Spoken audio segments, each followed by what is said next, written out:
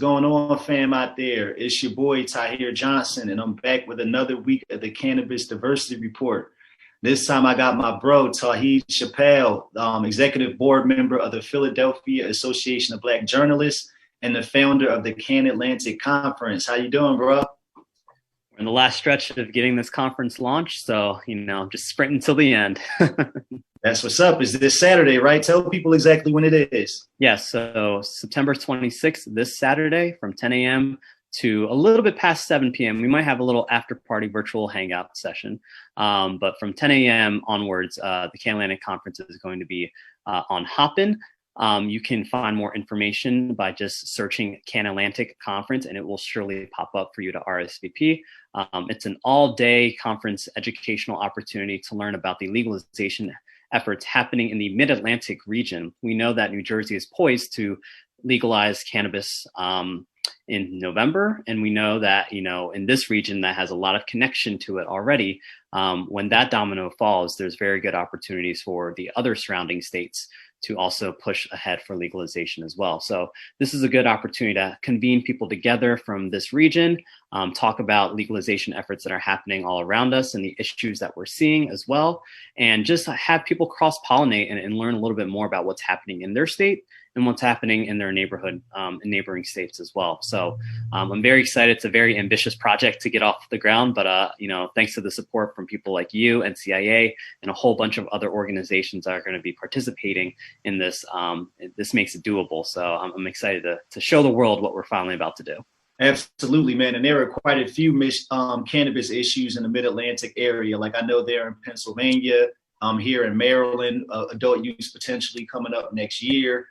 Different things like that. So it's super great that you were able to put this together and really focus on this region because, like I said, I think it's this is a fast growing cannabis market here, and there's a lot of potential. So people really need to be able to understand what's happening with the market, and people that want to get in learn how they want to position themselves to get in.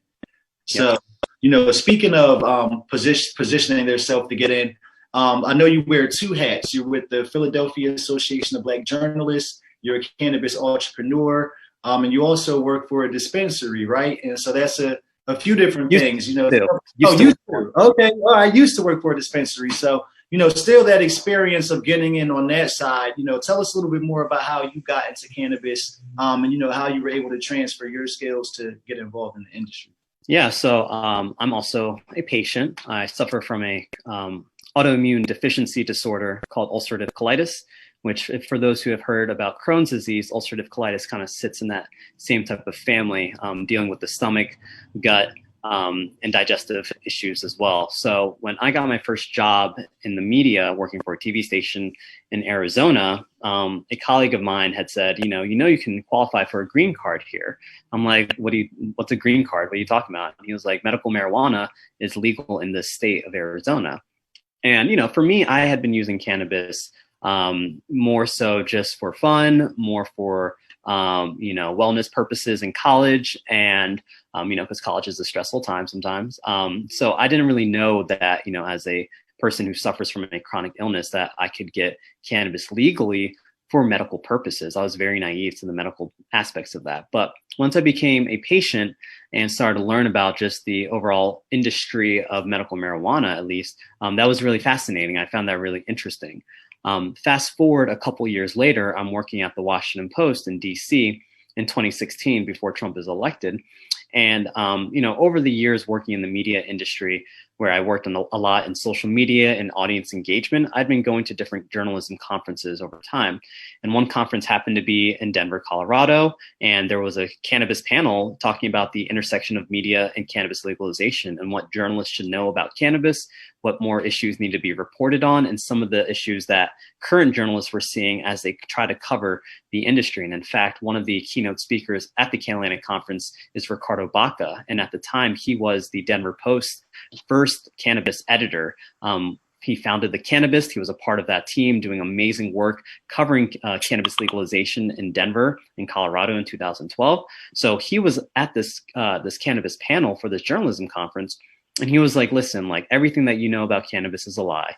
Everything that you know about the war on drugs is a lie. And he said that we need more journalists, specifically journalists of color, talking about these inequities that we're currently seeing. Even as cannabis legalization is happening, we still have people locked up who can't even, not only can they get out, but even if they do get out, they can't participate in the legal industry. We still have disproportionate amount of arrest and incarceration for Black and brown people for cannabis. And so he was talking about all these issues that more journalists need to focus on. And again, I was just coming from it from a medical perspective, thinking, oh, cannabis is good for medicine. What is he talking about in terms of the relationship between media and the war on drugs? And so I started reading. I just literally started picking up books about cannabis. Weed the People was a good one. Smoke Signals is a good one too. And I started to realize really the importance and the influence that the media had in shifting and changing public perception on marijuana and really demonizing the same plant that was actually legal to use for medical purposes in the United States.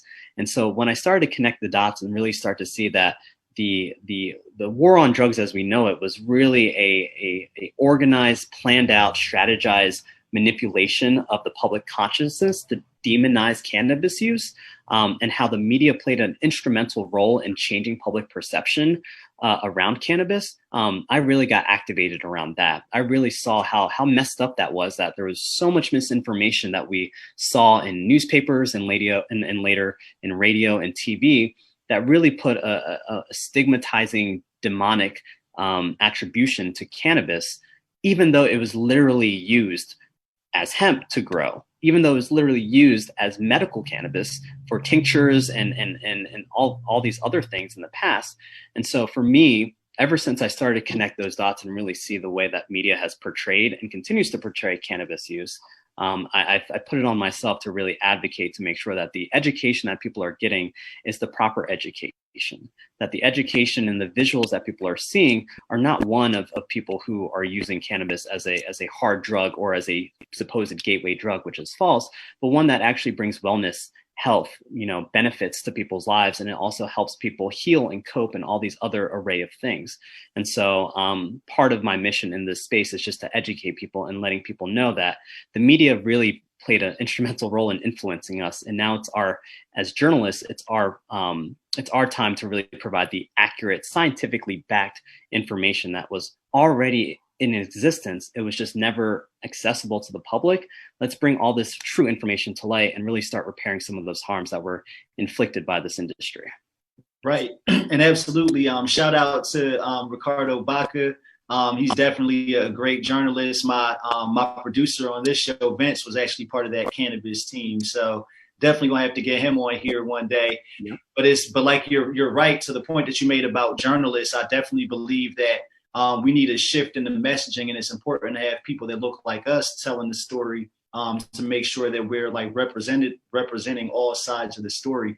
I know that's something that you and I have talked a lot about, even as I've been here at NCI over the past year, as I've been out at different like important events, like at when Safe Banking passed the House of Representatives, for example. When I looked around at the press conference, I didn't see any Black journalists there like covering it, and that's something that is always kind of set on my mind about wanting to make sure that we can give access to these breaking news, like the actual narratives, what's going on the business side to people of color from our communities, right? And journalism is so important, especially where we live in this age of like misinformation and alternative facts. Could you talk just a little bit more about like what your experience is like being a journalist, or even specifically being a Black journalist right now in this climate? Oh, where do I even begin? There's a lot of institutional changes that need to happen within the commercial media and nonprofit media sector as well.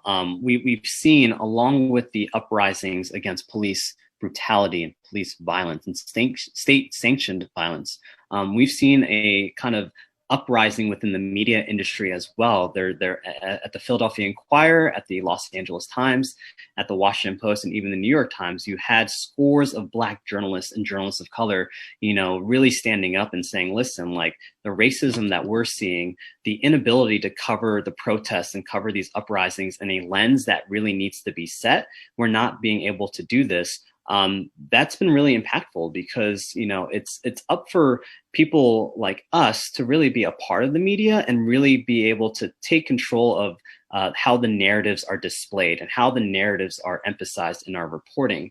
And so when you have a whole lot of journalists of color who feel discontent, who feel like they're pushed out of this industry that's a very influential industry, a one that is really important about information and making sure people get the right and accurate information. When you see a lot of journalists of color, particularly Black journalists, feel deflated, feel like they're not supported in the industry and ultimately leave, you're losing a whole opportunity about representation, about being able to talk about the issues that come from our communities and talk about the myriad of issues that impact our communities as well. And there's always been a diversity problem in the commercial media space as well. It's always been a majority white industry. It's always centered and uplifted majority white values. And it's also played off the fears of white communities as well. And that's another thing that actually played into the acceptance and the growth of the war on drugs, is that there was a lot of fear within white communities about how loco weed was causing people to go crazy and murder people. So, which we know is false.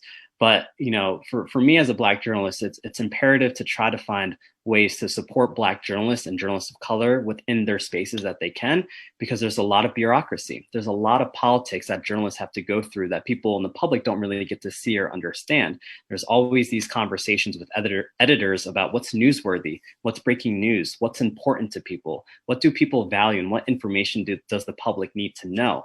And if there's a lot of kind of barriers within media newsrooms that are stopping journalists of color and Black journalists from talking about these topics, there's a reason why we're not really seeing really good, adequate coverage in that lens too, because sometimes these journalists are suppressed or muzzled or censored or kind of stymied from actually telling these important stories. So it's important to support Black journalists and journalists of color who are trying to tell these stories, because let me tell you, so many people are interested in cannabis that sometimes within these archaic and old and white-led newsrooms, sometimes that just doesn't register with an editor who doesn't understand the impact of social justice or racial justice, right? So that goes to say, support Black journalists, support journalists of color who are trying to really talk about some of these issues. But then also, this is an opportunity for people to really tell their own stories and take control of their own narratives as well.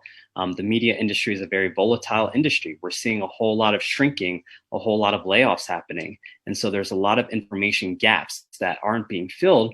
This is an opportunity for those who are in the cannabis space, if they want to educate their communities, if they want to inform them and pass on the knowledge, this is a good time to do it, because sometimes the resources of your local media may not be there adequately. So sometimes it's on us to really, inform our own communities as well about legalization in cannabis. Right. And on that note, for people, brothers and sisters out there that may be journalists currently, that may be covering like a different area, but they want to get more well-versed in cannabis, or maybe people that aren't in the industry at all, but they would like to come in and like cover cannabis as a journalist, what is some good advice that you would give them to kind of get started in that arena?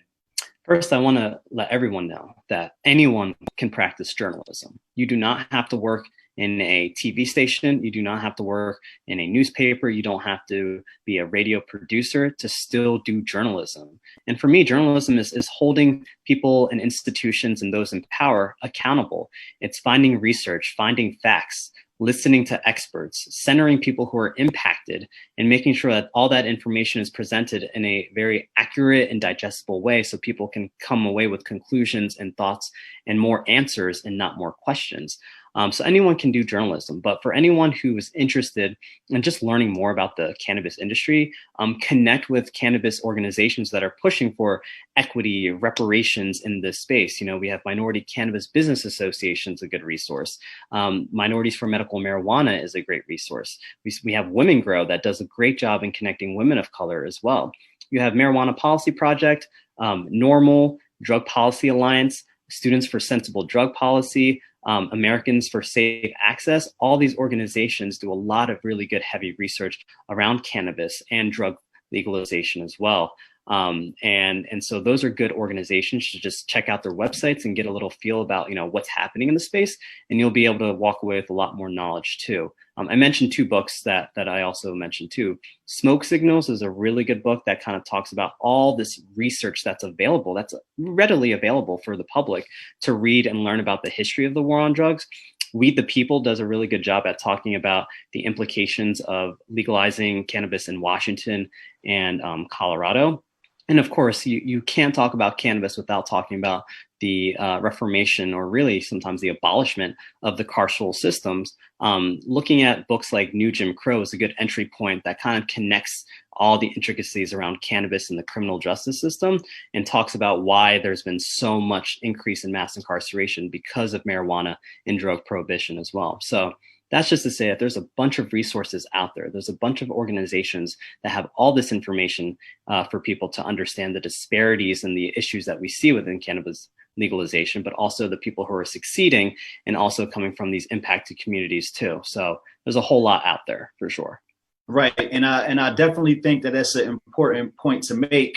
And you know, one question I would ask, kind of as a result of that, you know, kind of pivoting, because there are so many important issues, right? Like not just cannabis, but mass incarceration, so many different things. And this is an election year.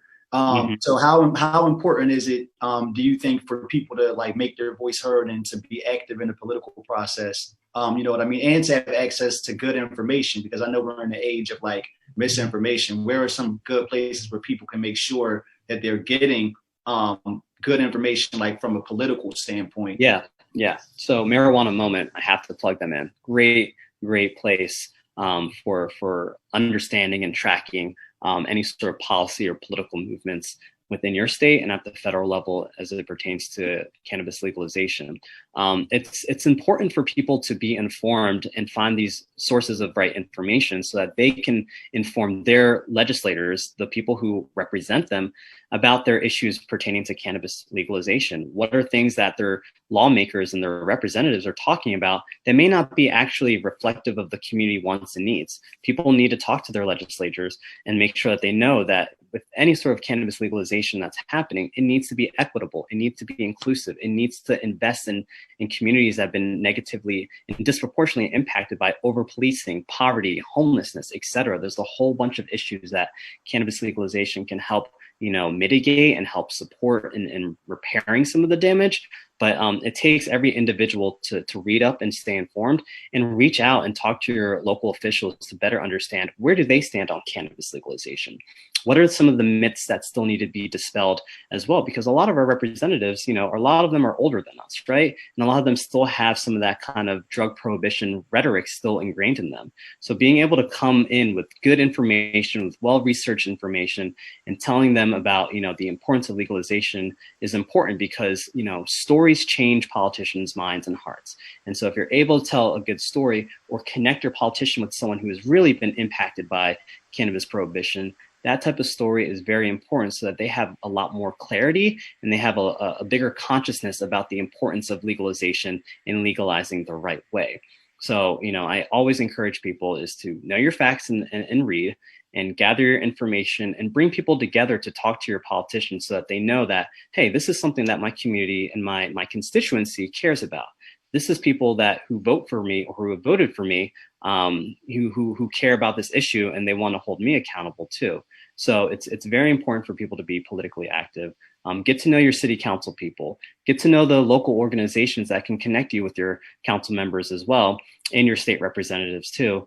And get comfortable working with other advocacy groups too, so that you can be comfortable advocating in your own way based off of the information that you find important around cannabis.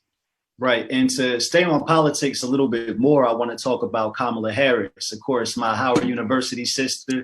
And she's, of course, Black and Indian, like you. So, like me. So two-part question. I want to talk about, like, and I always think it's important for us to see representation and people that look like us for the progress. But what does it mean for you as a Black and Indian American to see her ascending to hope potentially be the vice president?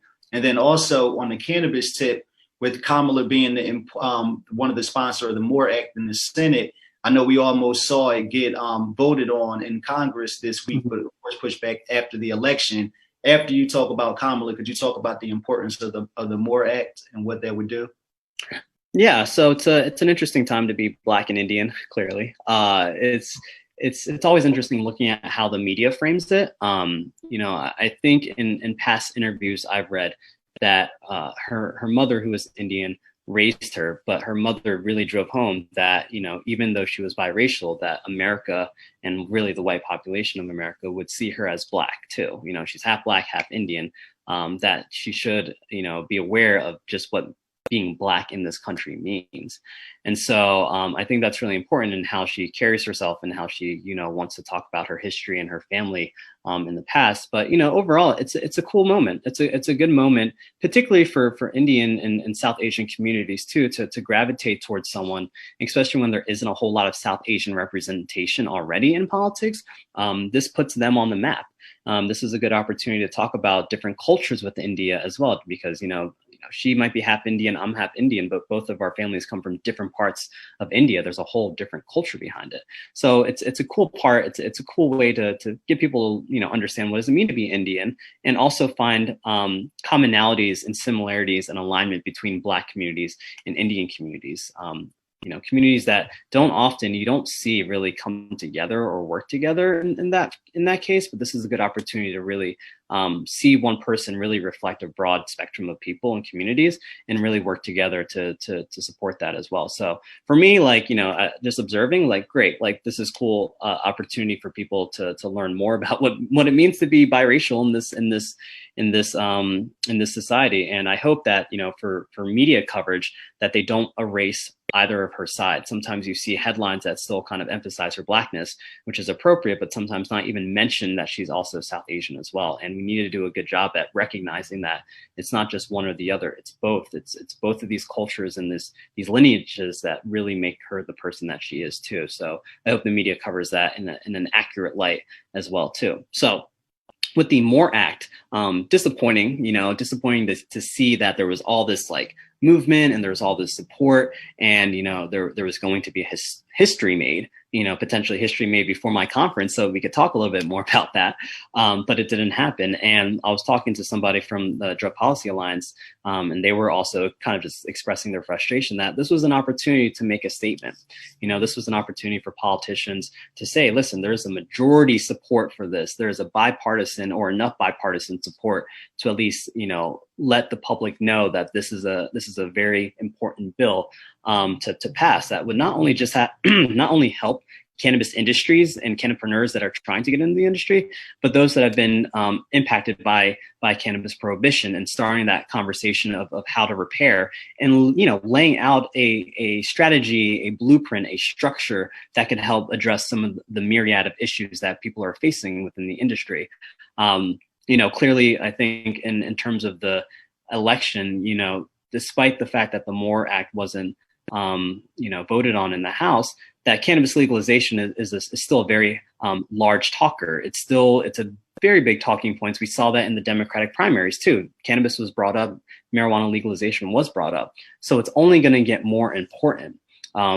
You know, we've heard and we've seen Trump kind of dismiss marijuana legalization, even though he's flip-flopped. He sometimes said that he supports it or he wants the states to do whatever they want. And then other times he's saying that marijuana legalization is helping, you know, politicians lose if they support it. So, like, you know, it really is up to, I think, the Democrats for them to take a really strong position, especially when it's around legalization that already has broad support and broad appeal. You know, it's surprising that they didn't push harder for the MORE Act, but, you know, it's politics as usual. Sometimes you have people on the fence that aren't informed enough, or they don't feel confident to take a stand. And that's why activism and advocacy is so important, because, you know, your story, your perspective, your information that you're telling your politician could be the very thing that changes them from a no vote to a yes vote. Right. And that's exactly what I was thinking. With everything that you were saying, it goes back to what you were saying about the importance of using your story to educate our elected officials about these different issues. And on that note, like, having people that are skilled to do that, especially in a large way, is so important. And that's why I'm super excited that you're now the head of content creation for our Diversity, Equity, and Inclusion Committee. So first, big congrats on that. But then second, could you talk a little bit about the Diversity, Equity, and Inclusion Committee, some of the goals for the upcoming year, and now that you're in this position where you're like in charge of content creation, like for diversity, equity, and inclusion, and the impact that NCIA has like on the industry, what are some of the hopes of like messaging of like what you hope to get across in content wise? Yeah.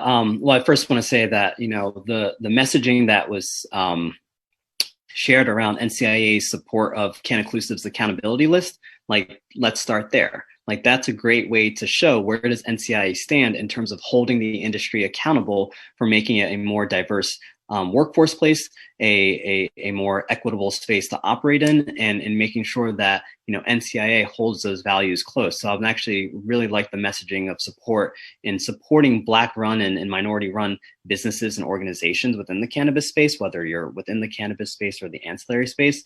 So that's really cool. So for me, being the chair of the content creation subcommittee within the Diversity, Equity, and Inclusion Committee, I'm very excited to really work on formalizing and harmonizing all the content that's coming out from not just the DEIC committee, but also from all the other committees as well, and learning about what's going on and what committees are producing.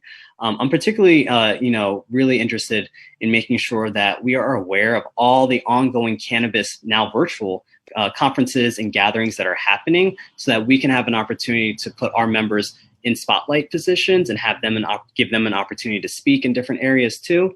I'm interested in really get to knowing a little bit more about the new cohort of people that we have within the committee as well. A lot of them are social equity applicants as well. We're going to be working with them to get better at storytelling. We're going to have them work with Khadijah to do their pitch so that they can be comfortable talking to investors about raising money behind their company and their goals. So I'm excited to kind of make that programming happen and help them feel empowered to tell their stories to the world.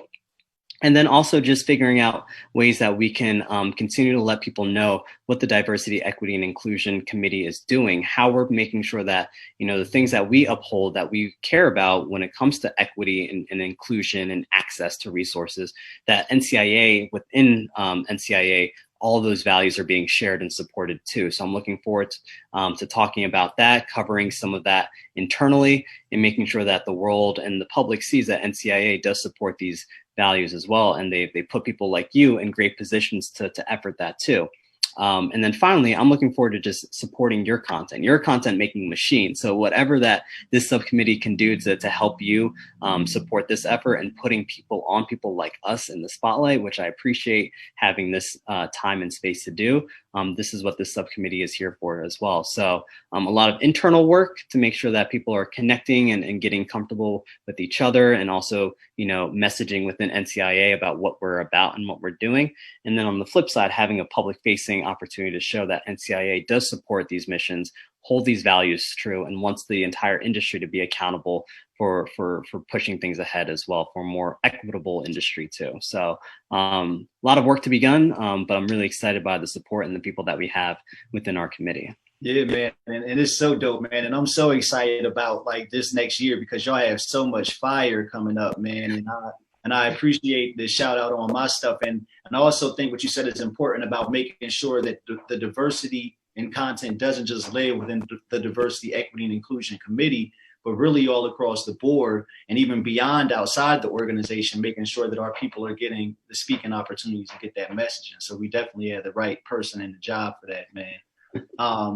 And so, you've done quite a lot, man, like as a journalist, in the cannabis industry.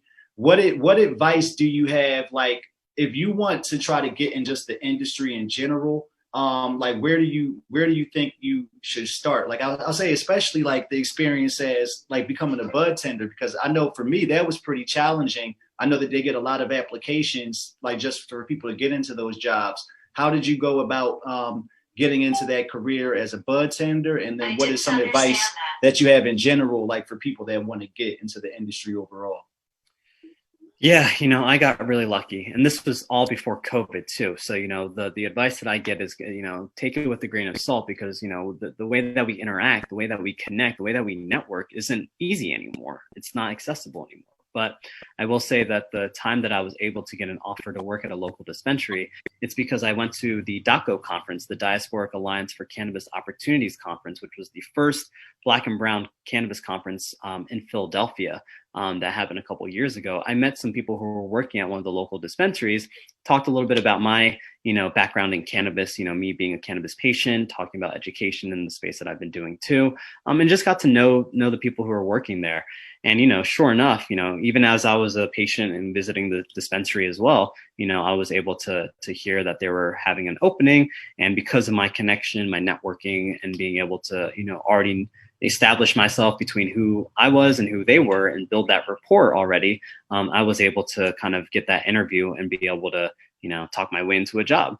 And I think also, being a patient and understanding the medical value that cannabis brings, I think that also lends some insight too. So for people, some just broad, tips for people who want to become part of the cannabis industry, whether you want to be a bud tender or anything like that, because a lot of states are still in the medical market, you really have to know the medical benefits and the wellness benefits of cannabis. There's a really good primer book called, I think, Cannabis Pharmacy, really learning about the different nuances that the endocannabinoid system, terpenes, cannabinoids impact different illnesses is good to know.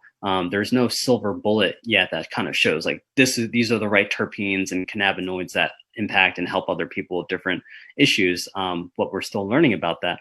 But really doing your research about the medical benefits of cannabis too, because that's how a lot of people are entering the space. They're entering it as patients. They're first given the ability to access cannabis because cannabis tends to be legalized for medical purposes too, first, before adult use. So really read about the medicinal aspect of it. And, in the age of COVID, cannabis events are not going on all the time. You can't congregate for the safety of your health and other people. So being able to just network with people, find a company that you kind of look at and that you either like their medicine, you like the initiatives that they're doing, and connect with people through LinkedIn. Send people a message on Facebook or Twitter. Use all the available platforms and tech that you have to just make a connection with people, because they may not be hiring for anything right now, but down the road that relationship may come in handy if they find something that that speaks to your skill level as well. So having some background information on the medical aspect of cannabis is going to be a foundational help, just to show that you are competent at talking about cannabis comfortably with different patients. And I talked to a whole bunch of different patients too, from like people who are suffering from stage 4 cancer to people who also have my own type of illness as well. So like be comfortable with just having that kind of customer or patient experience and being able to talk to people in a clear, concise manner. And then also look at what your own skills are too. Cannabis is such still a growing industry that there's so many things that, people from different industries are coming into the game to apply their own expertise. What do you bring to the table that's unique? For me, I have a communications, media, social media background. So if I didn't want to be a bud tender, but I did want to go into the corporate communication side of a cannabis dispensary or even a grower processor, I would utilize that. I would kind of, lean on that expertise and that skill set and tell a company, this is what I bring to the table. And the last, but really the most important thing is really get acclimated, get comfortable, and really start working with organizations that are doing the work in terms of cannabis legalization advocacy, that are working with impacted communities too. Because we cannot forget that cannabis legalization is still not addressing the harms that the war on drugs has had on Black and brown communities. And you should be able to enter this space understanding that this is bigger than us. This isn't just about, making money and getting a license and running a business. This is about really repairing a devastating war, a domestic war that really has put people behind bars and has damaged families and really damaged communities that we know it. So being able to really understand what's the importance of joining the industry and what role and responsibilities do you play as a cannabis industry employee really goes a long way to making sure that you're not just excited about just joining the cannabis industry, but you're coming in there with a purpose because you understand what it means to work in the industry too. So really study up, look at local organizations that are already involved in the cannabis space and participate in that too, to show your support, because that's really instrumental in changing hearts and minds around the perception of cannabis use, because we know that there's still a lot of stigma behind that too. So really get a well-rounded sense of that, because all that information is important. Right, and that's absolutely right. I really want to hit that home because my experience was very similar because my education on cannabis started with Americans for Safe Access and that networking. Like I was a patient at the dispensary, and that's how I met them and built that relationship. So that's important to do, and it is important to keep your options broad. Mm-hmm. And I know you're very busy. Like I said, I know the Can Atlantic Conference is getting ready to kick off, and you're down to the home stretch. So I definitely want to let you get back. But man, is there anything else you want to share? Any last gems that you want to drop for folks that are listening? Just about anything you're working on, what you're doing, or any more advice? I'm just going to plug in the conference. The Can Atlantic Conference is the first Mid-Atlantic cannabis conference in the country. It is run by the Philadelphia Association of Black Journalists, a Black media nonprofit. This is Black run. This is for us, by us, and for people of color and those who want to get involved in the cannabis space. If you are just a cannabis enthusiast, if you're just curious about cannabis, if you may be a patient, if you're interested in the policy, in the advocacy, if you just want to connect with people in different states, this conference offers a little bit of everything to everybody. And that's the way that we intend it to be. We want it to be accessible for everybody. That's why it's free. But we also want to have topics of conversation that we think would make people gravitate and kind of connect around too. The cool thing about the cannabis conference as well is that we're going to have open networking rooms as well for virtual interaction, virtual connection as well. So we encourage people that if you do sign up and you come in through the platform Hopin, you'll be able to connect with people within your state who are already working in cannabis or want to also join the cannabis industry or movement too. So talking a little bit about what you mentioned, Tahir, about how people can get involved, entering these virtual cannabis conferences and these experiences can really lead to a connection that can really be impactful down the road as well. So I'm just encouraging you to look up in Google, Can Atlantic Conference. You'll be able to find it on our on Google. And we have, like I said, this is a very large conference. We have representatives from New York, New Jersey, Delaware, Maryland, Virginia, DC, West Virginia, and Pennsylvania, all in this space too. So you're going to meet a whole lot of people. The speakers are fantastic. We have a lot of powerhouse speakers as well. So you will walk away with something tangible, and I feel like you will be a little bit more elevated and educated if you join. So September 26th, the Can Atlantic Conference, mark your calendars. Absolutely. And I'm going to jump out there and say, if you were in the Mid-Atlantic area and you were in cannabis or you are serious about getting into the cannabis industry, there's no reason you should miss the Mid-Atlantic Cannabis Conference. First of all, the joint is free. So you have no reason to not be there, right? The Can Atlantic Conference, make sure you were there. I will be moderating a dope panel with my boy AK Avexia, Mellow Cafe there in Philly, and my Happy Monkey fan Vlad from up in New York. So make sure y'all tune into that. And again, Tauhid, thanks for having me there, and thanks for stopping by the show today, bro. I appreciate you, man. Thanks for having me. I do want to give one more last plug. The way that we're recording and this week, today's Wednesday, it's Black Cannabis Week as well. So that is supported by the Diasporic Alliance for Cannabis Opportunities, DACO. That is a Black-run cannabis nonprofit as well. Black Cannabis Week is happening today, Thursday and Friday. Friday, we have the DACO conference as well, which is another Black-run conference. We have an amazing amount of content happening this entire week. So make sure you look up Black Cannabis Week, support Black media, Black entrepreneurs, Black journalists, and support Black and brown organizations and organizations of color that are really pushing in the cannabis space too. So hopefully see you Saturday. Check out DACO on Friday, and make sure you look at Black Cannabis Week too to support these efforts within the cannabis community. Absolutely. Make sure y'all check out Black Cannabis Week. Shout out to DACO. Shout out to everybody involved. Shout out to Kia Jackson, Black Experience in Cannabis. Shout out to Hope. I know she has the Learn with Hope launching on Friday. There's a lot of people that are involved coming together and do this. And like you said, it's for us, by us. So make sure y'all support that. I had a dope conversation yesterday with brother Melik Dexter that aired on Black Cannabis Week. So we're all coming together and supporting. And I love seeing all this consciousness and movement. And y'all be good. Have a great day. Thanks for tuning in to the Cannabis Diversity Report. Peace.